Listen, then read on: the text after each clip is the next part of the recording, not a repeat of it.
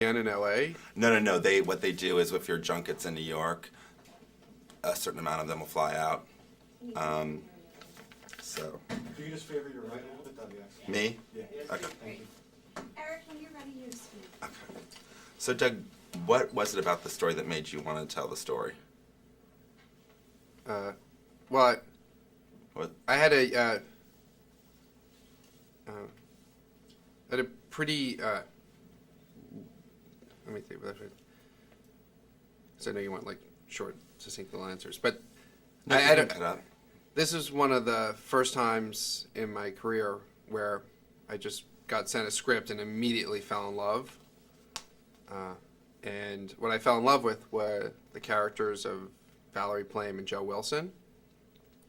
You know, the political events against which the film were set don't even enter the story till about an hour in. So, and 10 minutes into the script, I knew this was my next movie. And I think what drew me in, you know, having personally done so many movies set in the world of espionage, was seeing what happens when the spies go home. And I actually couldn't believe that it never occurred to me to even look into that. You know, as much as I try to set my movies in the real world, why did it never occur to me, like, what's it like, you know, when in a marriage between a spy and a civilian? You know, when the spy goes to work and can't tell her husband when she's going to be coming home, where she's going, and the husband just needs to know, do they need childcare or nanny to come in for the twins? And what's it like to have a best friend who has no idea what you do for a living? Is that person even your best friend? So I ultimately was drawn into the film by the characters of Valerie Plame and Joe Wilson and how a marriage like that works. And then they got embroiled in this massive scandal and, you know, went up against the most powerful men in the world. And seeing how this husband and wife, you know, went up against the White House. You know, it's a real David and Goliath story,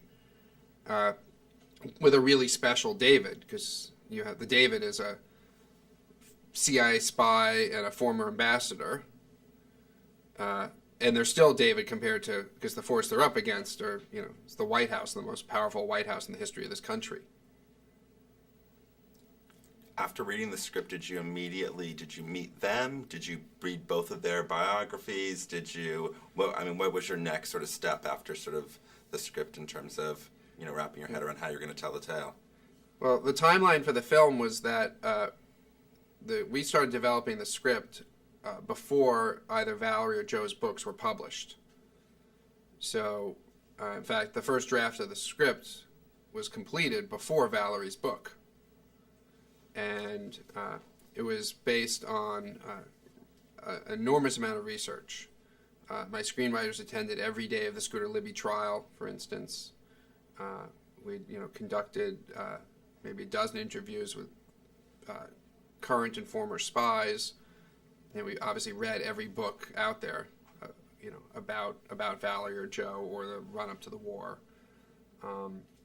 And, you know, after reading the script, I got involved in the process, you know, about halfway through. It was something that was birthed by Janet Zucker and Jerry Zucker, the producers, and they brought in Jez Butterworth and his brother John Henry Butterworth as screenwriters, and I was sent a rough draft of the script and fell in love with it, and said, is this really true, and are they really like that? And Janet Zucker said, well, I'll introduce you to Valerie and Joe. And so I flew to Washington, D.C. and met them the lobby of the Mayflower Hotel, and you know, I fell even more in love with them, and that's the moment where I decided I really wanted to cast Naomi Watts in the film, and it was a casting. Sean Penn really came off of, had seen Milk, and I said, I have to work with that guy, and I thought, well, you know what, he'd be an amazing Joe Wilson. And FairGame is actually only the second film in my career where I've gotten my first choice actors. First one being Swingers, but in that case, those actors were out of work.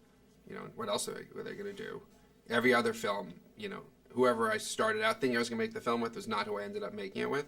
And this is the first film since Swingers where I said, I want this to be Sean Penn and Naomi Watts. And you look at the poster. There it is, Sean Penn, Naomi Watts. Do you think having made, the Bourne movies and Mr. and Mrs. Smith, and that sort of played into your sort of like desire to do this and see like the more realistic and the what like you said, what happens when these people